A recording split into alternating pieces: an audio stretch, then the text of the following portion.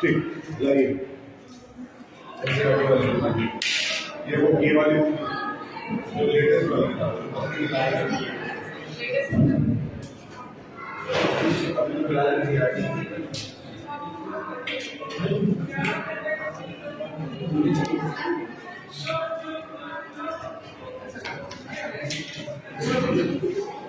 ठीक। अब यहां से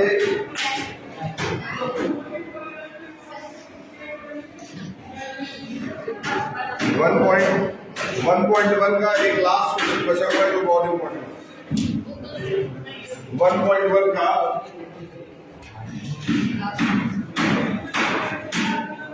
एक्सरसाइज 1.1 का क्वेश्चन नंबर 7।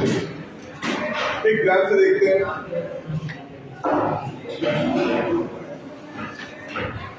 सवाल क्या कह रहा है? कह रहा है there is a circular path around the sport field। एक सर्कुलर पाथ है जहां पर पढ़ते समय बातचीत है। एक सर्कुलर पाथ है, इस पे दो लोग खड़े हैं, एक यहाँ पे ए और एक यहाँ पे बी। ठीक, कॉपी कहाँ है? इसी तरह उठ करके घर से चले आ रहे हो। तुम्हारी बुक कॉपी नहीं?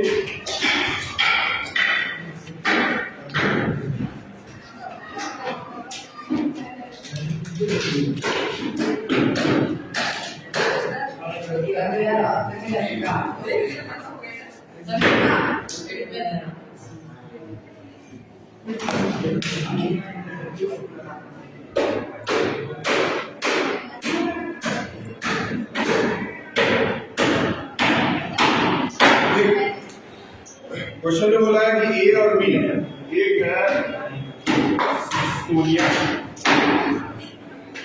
और दूसरे हैं रवि। ये दोनों इस सर्कुलर फील्ड में दौड़ना शुरू करते हैं, यानी कि ए इधर से दौड़ेगा यू और बी इधर से दौड़ेगा यू। ये दोनों लगातार दौड़ते रहे, कभी ना कभी दौड़ते दौड़ते दौड़ते दौड़ते ये एक दूसरे से मिल जाएंगे, एक दूसरे से मिलेंगे जरूर। तो कितने समय के बाद दौड़ते दौड़ते एक दूसरे से मिलेंगे ये निकालना है। इसके लिए आपको सिंपल क्या करना है, बता रहा है कि ए को एक पूरा रोटेशन करने में 18 मिनट लगते हैं, जबकि बी को इसी रोटेशन को करने में 12 मिनट लगते हैं।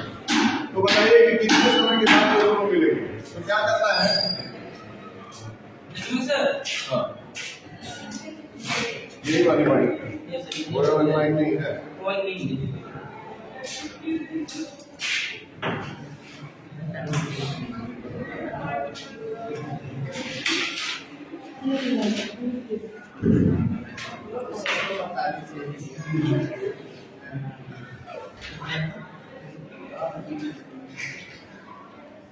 मन लगा के पढ़िएगा। देखिए कितने समय के बाद दोनों मिलेंगे, इसके लिए आपको 18 और 12 का एलसीएम निकाल देना है। सवाल में याद रखिए एलसीएम निकालना है 18 और 12 का। 18 और 12 का एलसीएम निकालना मेरे ख्याल से सबको आता होगा। निकल के दिखा दीजिए। टाइम आफ्टर विच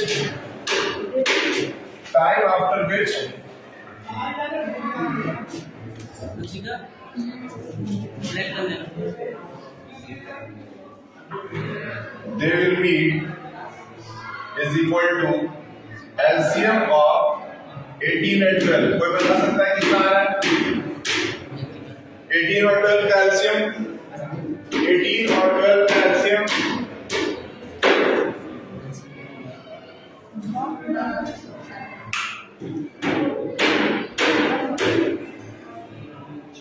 18 और 12 का एलसीएम क्या है? 18 और 12 का एलसीएम आएगा 36।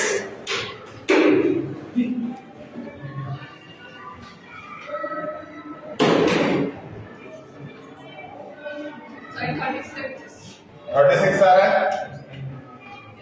ठीक, तो एलसीएम हो गया 2 into 2 into 3 into 3 यानी कि हो गया 36। 36 मिनट के बाद ये दोनों एक दूसरे से मिलेंगे। आंसर के साथ सवाल याद रखिएगा। एलसीएम निकालना है। अगर एक शब्द भी अगर आपको याद रहे कि आपको एलसीएम निकालना है तो ये सवाल एग्जाम में आप गलत नहीं करेंगे। ठीक है, अब चलते हैं 1.2 पे।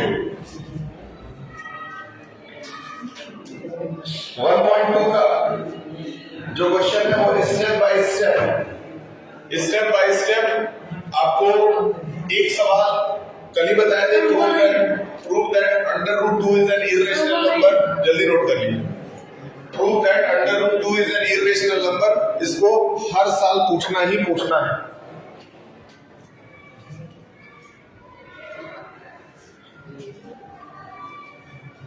आपकी कॉपी, ये तो तुम्हारी कॉपी है, आपकी कॉपी। तो सुबह से आप लिखे किस पे? किस चीज को?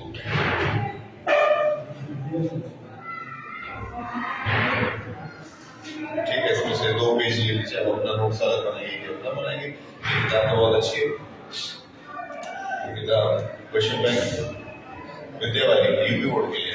ठीक है, इसमें से देखिए ये सवाल अभी कराने जा रहे हैं। ये दिख रहा है ना, prove that under root 5 is NCERT से क्वेश्चन लिया गया और ये बोर्ड में भी आया है। Prove that 5 under root 2 is equal. इसी को एकदम रटवाना है, ये रटवा देंगे कम से कम अपना 3 नंबर फिक्स एकदम। चलिए ध्यान दीजिए। ठीक, अगला क्वेश्चन जो हम करेंगे बहुत इंपॉर्टेंट है। 3 नंबर का एक सवाल। देखिए पीछे आप लोगों के पास, जिन लोगों के पास क्वेश्चन बैंक वाली किताब है, ये बच्ची के पास है, उनके पीछे दोनों में ये सवाल आया हुआ है। हर साल एक सवाल इसमें से आता है। एनसीईआरटी बुक की खूबी है कि इसमें आए हुए लगभग 80% से ज्यादा क्वेश्चन बोर्ड्स में पूछ चुका है।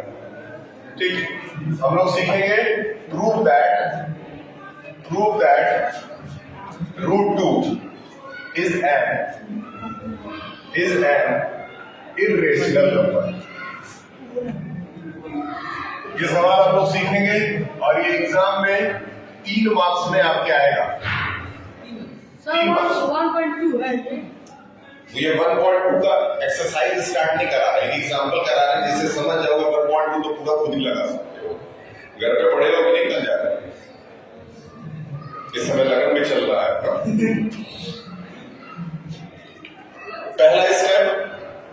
पहला step number 1, let the number be, let under root 2 be a rational number. पहला स्टेप लिखेंगे, जैसे जैसे करा रहा हूं कॉपी में ऐसे ही नोट करेंगे और ऐसे ही अपने बोर्ड की कॉपी पे भी छापने के लिए जाएंगे। पहला स्टेप लिखेंगे लेट, मान लीजिए कि अंडर रूट 2 एक रेशनल नंबर है, मान लीजिए। अब बताइए कैसे?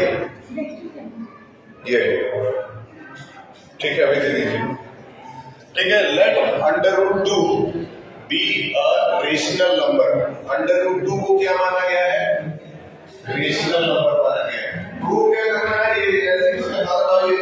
ये प्रूव क्या करना है? Irrational number.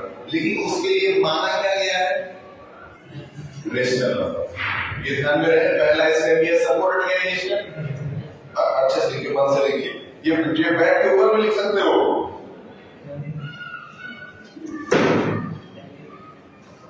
ठीक, पहला स्टेप याद हो गया।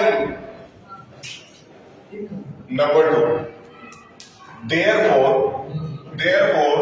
root 2 is equal to a upon b। therefore अगर कोई रेशनल नंबर है तो उसको a upon b या फिर b upon q के फॉर्म में भी लिखा जा सकता है। तो अगला स्टेप लिखेंगे therefore under root 2 is equal to a upon b। 2 step याद हो गया।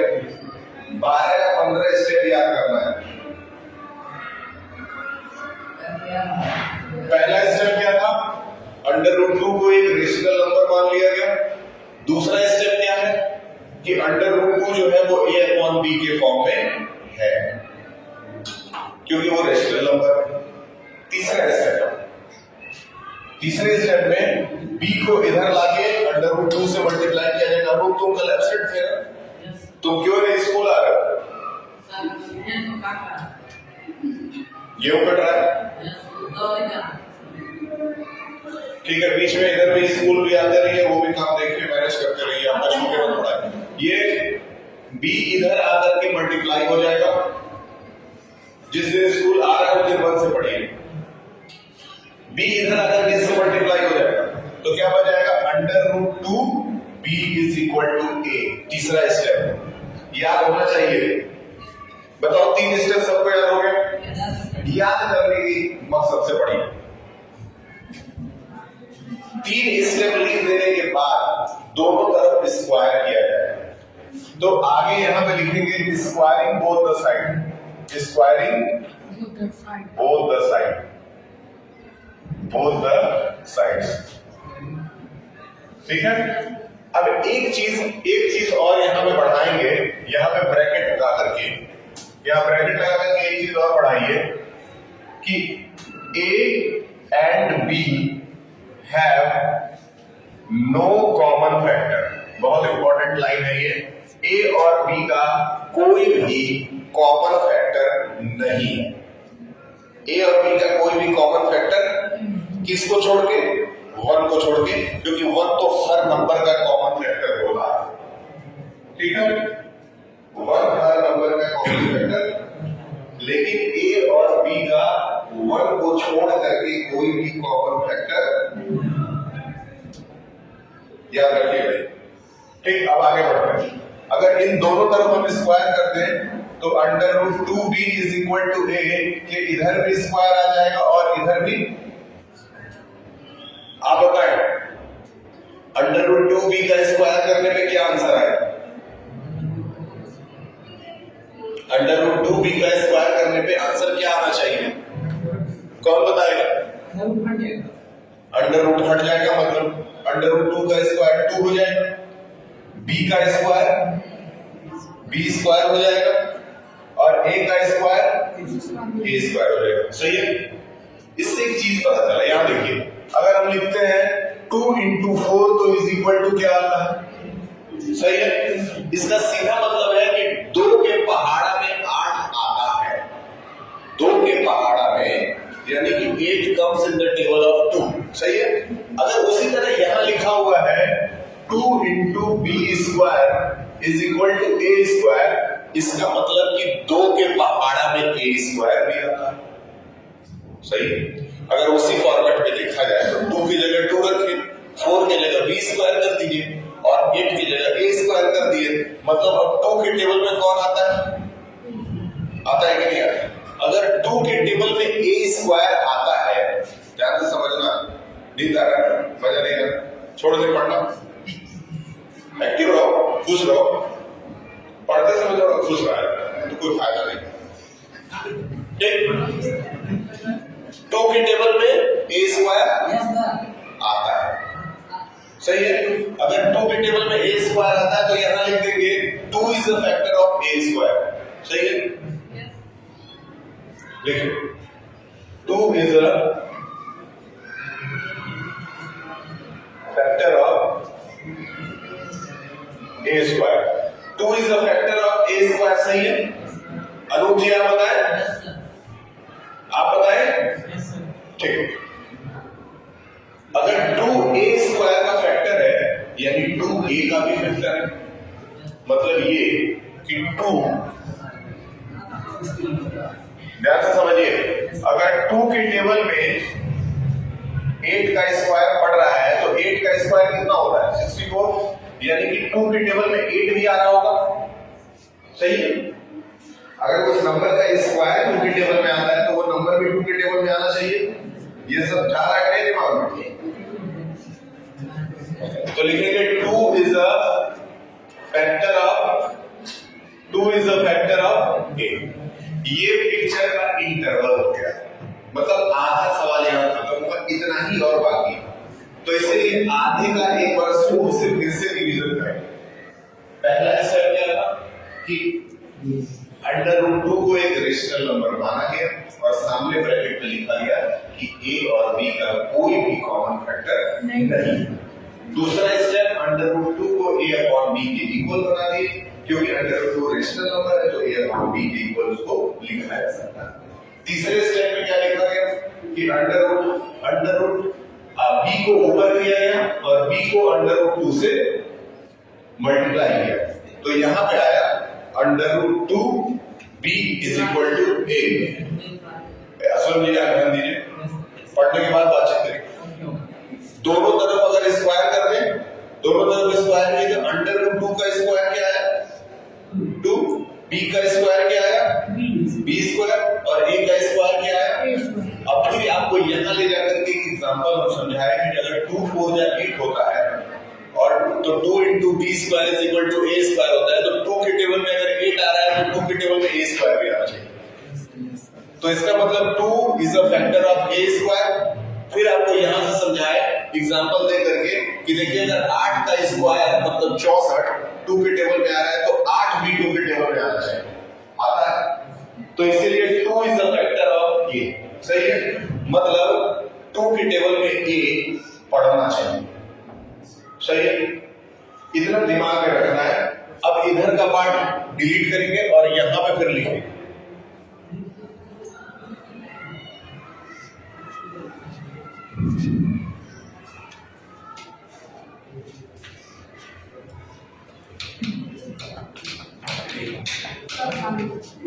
हाँ, याद रखें,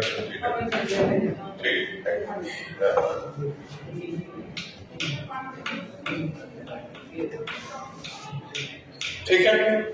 अब एक काम करते हैं, देखो 2 को a का फैक्टर प्रूव कर दिए हैं, यहां से इस सवाल को हाफ कर देते हैं। अब यहां लिखेंगे सिमिलरली। अगर सब लोग इस सवाल को नहीं समझ रहे हैं तो फिर पढ़ाने से कोई फायदा नहीं होगा, तो फिर इसको इसी पे रोक सकते हैं, रोक दिया जाए। इसलिए मन लगाइए, ज्यादा से ज्यादा 10 मिनट का और ये क्वेश्चन है, लेकिन इसके बाद आपका 3 नंबर आना फिक्स है। सिमिलरली अब एक बार हम लोग प्रूफ कर चुके हैं कि 2 के टेबल में a आता है, अब हम लोग प्रूफ करेंगे कि 2 के टेबल में b भी आता है। कैसे प्रूफ करेंगे, ध्यान से देखिए। ये बोरिंग लग रहा होगा लेकिन 3 नंबर का सवाल है। 33 नंबर में से 3 नंबर यही दे देगा। 2 नंबर के बराबर कल पढ़ा दिए थे, मतलब 2 दिन में 5 नंबर का पढ़ाए हैं। अगर ईमानदारी से आप पढ़े होंगे तो आपका 5 नंबर फिक्स है। आने दीजिए।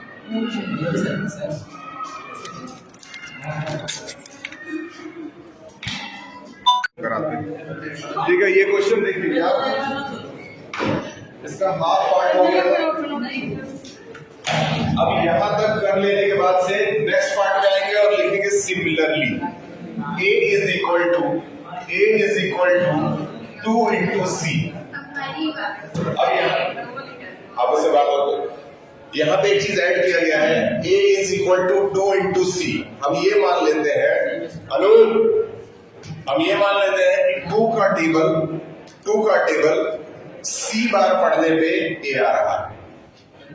अभी हम लोग यहाँ निकाले थे ना कि 2 जो है a का फैक्टर है, इसका मतलब 2 के टेबल में a आ रहा है, कितनी बार में आ रहा है, तो c बार में आ रहा है। मतलब 2 का टेबल c बार पढ़े तो कितना आना चाहिए, a आना चाहिए।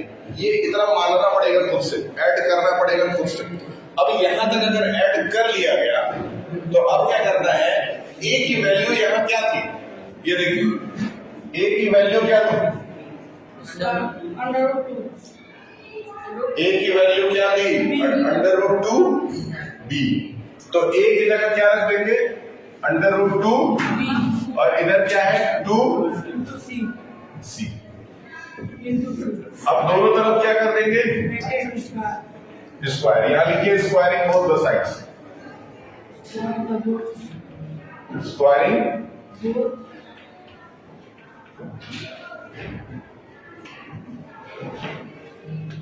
बोथ द साइड्स, सही है। देखिए यहां तक का तो बहुत आसान था, यहां बस एक चीज बदलना है, क्या लिखना है, a is equal to 2c, और a की वैल्यू यहां से ले लेनी, यहां से a की वैल्यू लिया हूं,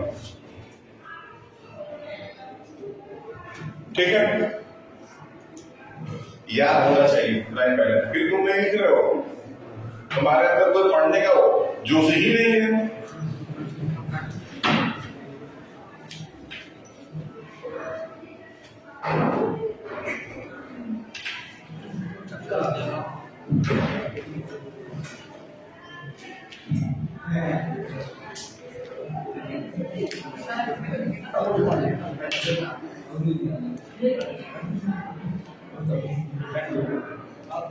अब यहां देखिए √2 का स्क्वायर कितना हुआ 2, b का स्क्वायर 2 का स्क्वायर और c का स्क्वायर सही है। अब देखिए इस 2 से इस 4 को कितनी बार में काट सकते हैं, इसका मतलब आ गया b square is equal to 2c square सही है। अब ये चीज याद करिए यहाँ पे आया था a square is equal to 2b square, उसी तरह का वहां भी आया 2c square is equal to b square. इसका सीधा मतलब है इसको इधर और इसको इधर भी लिख सकते हैं, मतलब कि 2c square is equal to क्या लिख सकते हैं b स्क्वायर। बात वही है ठीक। अब बताइए 2 का टेबल c बार पढ़ने पे कितना आ रहा है, यानी 2 का टेबल c स्क्वायर बार पढ़ने पे कितना आ रहा है b स्क्वायर, यानी कि 2 is a factor of b square. ये लाइन याद आ रहा है 2 is a factor of b और यहाँ पे 2 is a factor of b, फिर उसके नीचे क्या था 2 इज अ फैक्टर ऑफ, तो यहाँ क्या बन जाएगा 2 is a factor of b। देखिए 2 is a factor of b सही है। आपको शुरू में यहाँ पे ब्रैकेट में एक लाइन लिखवाए थे, वो क्या लिखवाए थे, लिखवाए थे कि a और b का 1 को छोड़ करके कोई कॉमन फैक्टर, लेकिन यहाँ तो पता चला कि a का फैक्टर 2 भी है और b का फैक्टर 2 भी है। तो जो हम लोग स्टार्टिंग में माने थे, जो एजम्पशन किए थे, वो हमारा एजम्पशन क्या निकला, गलत निकला ठीक है। हमारा एजम्पशन क्या निकला, गलत निकला। अब यहाँ के बाद इधर वाला पार्ट जो है वो इरेज कर रहा हूं। अब एक लाइन लिखेंगे therefore a and b both have a common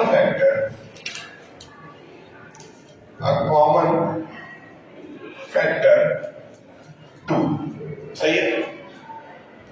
यही तो प्रूव हुआ, लेकिन स्टार्टिंग में हम लोग माने थे कि a और b का कोई भी कॉमन फैक्टर नहीं होना चाहिए।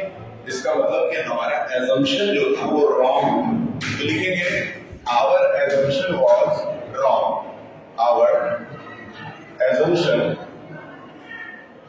Was wrong. अगर हमारा एजम्पशन रॉन्ग था यानी गलत था, तो पहला लाइन क्या लिखे, पहला लाइन जाके पढ़िए क्या लिखे, पहला लाइन क्या लिखे थे,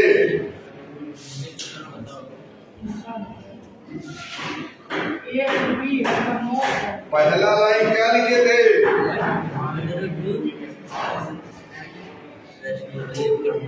हम लोग ये है ना, तो ये भी गलत हो। तो अब लिखेंगे therefore √2 is an irrational number। देखो इसका प्रूविंग जो है किसी भी नॉर्मल बच्चे एक बार में समझ में नहीं आता, एक बार में समझ में नहीं आता, किसी भी नॉर्मल बच्चे को एक बार में ये नहीं आता है। लेकिन ये इतना इंपॉर्टेंट है कि इसको अगर टीचर 4 बार 5 बार ना पढ़ाए तो समझ लीजिए वो आपके साथ गलत कर रहा है। ये 4 बार 5 बार पढ़ा करके आपके दिमाग में डालना टीचर की जिम्मेदारी। तो एक बार में कम से कम ज्यादा नहीं 10% समझ में आया, 10% तो आया है। आपकी कॉपी कहाँ है, बताए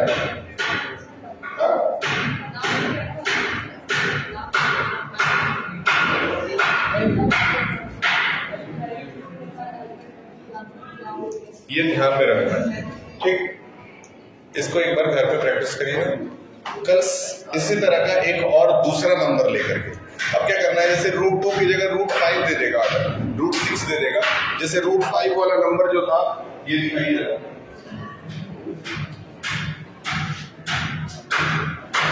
ये देखिए यूपी बोर्ड 2019-21 पहला सवाल है, ठीक है, सबसे ऊपर 19 में रूट 5 दिया है। सवाल सेम रहेगा, बस जहां जहां 2 लिखा हुआ है वहां वहां 5 कर देंगे और 3 नंबर ले लेंगे उसको। फिर अगले साल देखिए प्रूव दैट 3 प्लस रूट 2 दे दिया है, मतलब थोड़ा सा बदलाव कर दिया।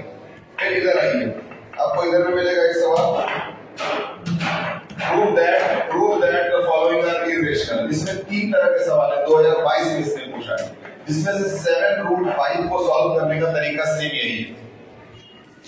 ठीक, हर तरह के क्वेश्चन हम लोगों को इसमें करने होंगे। कम से कम ये जितना ये 5 दिए हुए हैं 4-5, ये सब बारी बारी से यहाँ पे हम कम से कम करा के आप लोग की तैयारी करा देंगे। और यही इस चैप्टर का आखिरी सवाल है जो आपको सीखना है इसी टाइम। तो ये आपका चैप्टर हो जाएगा फिनिश, 5 नंबर की तैयारी आपकी हो गई। इस चैप्टर से 5 नंबर का सवाल ये पूछेगा। एक HCF LCM में पूछ सकता है, ठीक, एक इसका पूछ सकता है, और ज्यादा से ज्यादा पूछेगा आपसे तो एक जो कंपोजिट नंबर प्रूव करने वाले को पूछा जाएगा सवाल, prove that it is a composite number. ये 3 तरह के सवाल आपको तैयार करके जाना, एक चैप्टर आपका तैयार हो गया। इसके बाद फिर आप पॉलिनोमियल पे जाएंगे। पॉलिनोमियल इससे ज्यादा लेंथी चैप्टर है, थोड़ा बड़ा चैप्टर है, उसमें और भी वैरायटी के क्वेश्चंस हैं। लेकिन हर चैप्टर से ऐसे 5 क्वेश्चन मैं करा दूंगा, 5, जिसमें से एक पक्का आएगा एग्जाम, बस नंबर बदल सकता है। हर चैप्टर से 5 ऐसे सवाल करा दूंगा, खास करके यूपी बोर्ड वाले बच्चों, जिसमें से एक पक्का आपके एग्जाम में आएगा। CBSE में थोड़ा सा रिस्क है, क्योंकि उनका थोड़ा सा रिस्क होता है, उनका सिलेबस थोड़ा फास्ट है, तो बस 5 से काम नहीं चलेगा, उनका कम से कम 20 करना है। हम लोग का 10। आपका 5 भी करा देंगे तो एक आ जाएगा। आपका पेपर मान के चलिए कि 50% हमको पता है, मतलब पास नंबर वन का हमको पता है, बाकी सब अल्लाह के हाथ में होता है। पास नहीं। आप पास हो चुके हैं, ठीक है, आप बस मन से लिखिएगा कॉपी, एग्जाम के समय मन लगाइएगा। राइटिंग आपकी अच्छी है, राइटिंग का अच्छा इस्तेमाल कर लीजिएगा, डेली स्कूल जरूर आइएगा। राइटिंग एक नंबर है आपकी, और क्लास में डिसिप्लिन में रहिए, टीचर को पढ़ना।